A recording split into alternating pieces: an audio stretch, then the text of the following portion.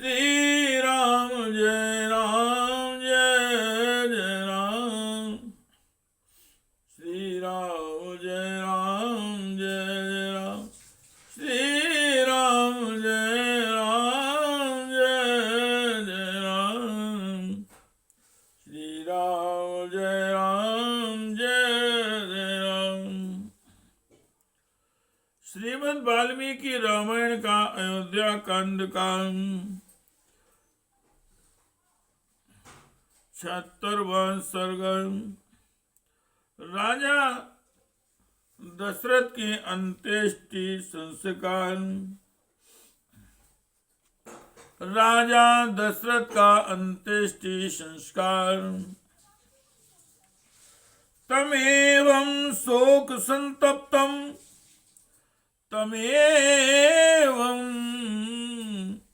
शोक संतप्तम भरतम कैकेयी सुतम् उवाच वदतां श्रेष्ठो वसिष्ठास्ते सुवामृषिः। इस प्रकार शोक से संतप्त हुए कैकेयन कुमार भरत से वक्ताओं में श्रेष्ठ महर्षि वशिष्ठ ने उत्तम वाणी में कहा। अलम शोकेन भद्रम ते राजपुत्र महायशा प्राप्त कालम नरपते कुरु संयानमुत्तमम्। महायशस्वी राजकुमार तुम्हारा कल्याण हो। यह शोक छोड़ो क्योंकि इससे कुछ होने जाने वाला नहीं है। श्री राम जय राम जय जय राम। श्री राम जय राम जय जय राम। अब समयोचित कर्तव्य पर ध्यान दो। राजा दशरथ के शव को दाह संस्कार के लिए ले चलने का उत्तम प्रबंध करो। वसिष्ठस्य वचा श्रुत्वा भरतो धरणीं गतां प्रेत कृत्यानि सर्वाणि कारयामास धर्मवित्। प्रेत कृत्यानि सर्वाणि कारयामास धर्मवित्। वशिष्ठ जी का वचन सुनकर धर्मज्ञ भरत ने पृथ्वी पर पड़कर उन्हें साष्टांग प्रणाम किया और मंत्रियों द्वारा पिता के संपूर्ण प्रेत कर्म का प्रबंध करवाया। उन्धत्त तैलसं शेकान् सातु भूमौ निवेशितम् आपीतवर्णवदनं प्रसुप्तम्यो भूमिपम्। राजा दशरथ का शव रेल के कड़ाई से निकालकर भूमि पर रखा गया। अधिक समय तक तेल में पड़े रहने से उनका मुख कुछ पीला हो गया। उसे देखने से ऐसा जान पड़ता था मानो भूमिपाल दशरथ सो रहे हों। संवेश सैने चाग्रये नाना रत्न परिष्कृते ततो दशरथं पुत्रो विनिलाप दुखितः।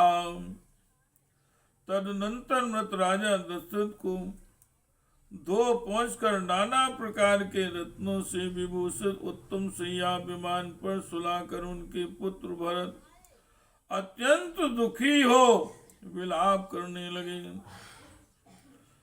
किम ते व्यवसितम किम ते व्यावसितम राजन प्रोसिते मय्यनागते विवास्य रामं धर्मज्ञं लक्ष्मणं च महाबलम्। राजन, मैं परदेश में था और आपके पास पहुंचने भी न पाया था। तब तक भी धर्मज्ञ श्री राम और महाबली लक्ष्मण को वन में भेजकर आपने इस तरह स्वर्ग में जाने का निश्चय कैसे कर लिया।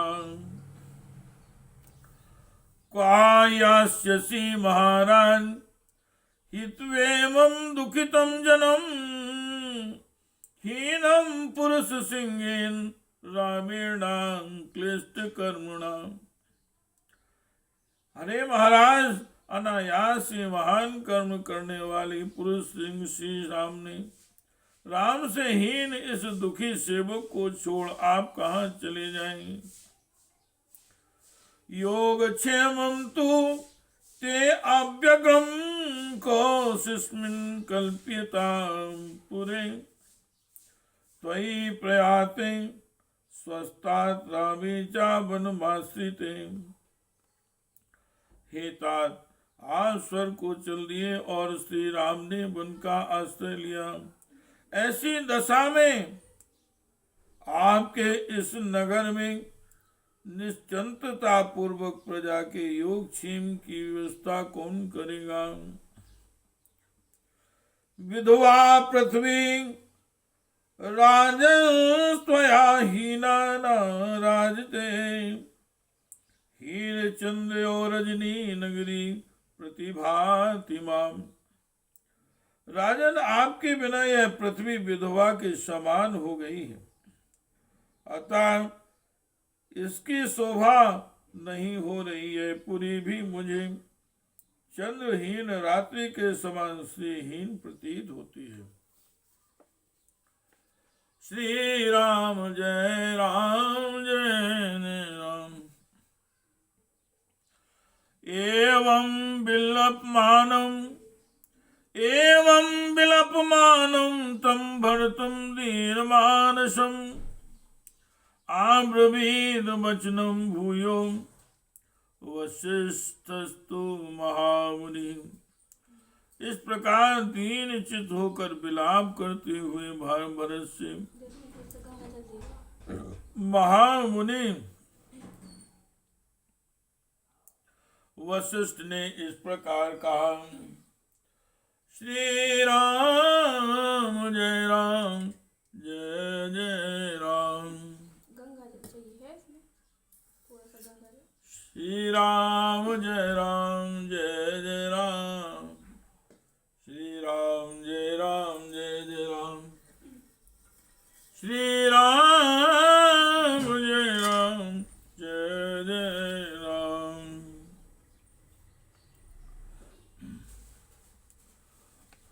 प्रेत कार्याणि यांशस्यं कर्तव्यानि विशाम्पते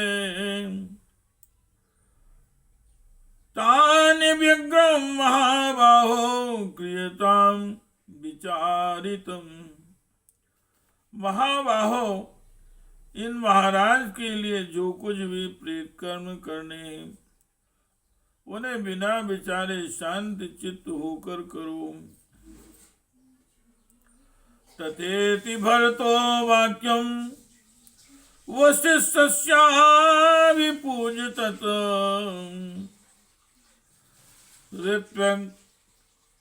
ऋत्वं पुरोहितां चार्यान् त्वर्यामान् सर्वशाम्। तो बहुत अच्छा कहकर भरत ने वशिष्ठ जी की आज्ञा शिरोधार्य की तथा ऋत्विक पुरोहित और आचार्य सबको इस कार्य के लिए जल्दी करने को कहा। ये त्वं नयो नरेन्द्रस्य आज्ञागारान् बहिष्कृता ऋत्विक वीर्यान् कैश्चित् हूयन्ते यथा विधि। राजा की अग्निशाला से जो अग्नियां बाहर निकाली गई थी उन्हें ऋत्विजों और याजकों द्वारा विधि पूर्वक हवन किया गया। शिविकायां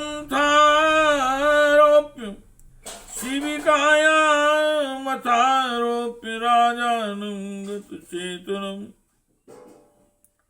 वाष्पकंठा विमिन सप्तमुह परिचारिका। तत्पश्चात महाराज दशरथ के प्राणहीन शरीर को पालकी में बिठाकर परिचारक गण उन्हें स्मशान भूमि को ले चले। उस समय आंसुओं से उनका गला रुन गया था और मन ही मन उन्हें बड़ा दुख हो रहा था। हिरण्यम च सुवर्णम च वाशांसि विविधानि च प्रकीर्णन्तो जना मार्गे नृपतेर्व्रतो ययो। मार्ग में राज की पुरुष राजा के शव के आगे आगे सोने चांदी तथा भांति भांति के वस्तु लुटाते चलते थे।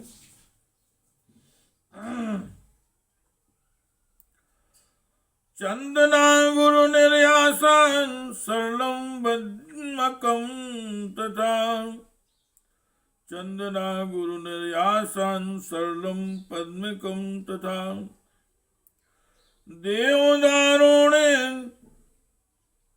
चाहृत्य क्षेपयन्ति तथा परि गन्धानुच्चावचांस्यान्यस्तत्र गत्वाधु भूमिपम् तत्र संवेशयामास सुचितामध्ये मृत्युजाम्। स्मशान भूमि में पहुंचकर चिता तैयार की जाने लगी। किसी ने चंदन लगाकर रखा तो किसी ने अगर कोई गुग्गल तथा कोई सरल पद्मक और देवदारू की लकड़ियां ला कर चिता में डालने लगे। कुछ लोगों ने तरह तरह के सुगंधित पदार्थ लाकर छोड़े। इसके बाद उन्होंने राजा के शव को चिता पर रखा। तदाहुदासनं हुत्वा जे पुस्तस्य तद्रजः जगुश्चे यथा शास्त्रं तत्र समासामानि सामगा। उस समय अग्नि में आहुति देकर उन्हें ऋतुजों ने वेदोक्त मंत्रों का जप किया। सामगान करने वाले विद्वान शास्त्री पद्धति के अनुसार शाम मृत्यों का गायन करने लगे। शिविका वेश्याने यथार्हतस्य योषितां नगरान्यस्तत्र वृद्धे परिवृतास्तथा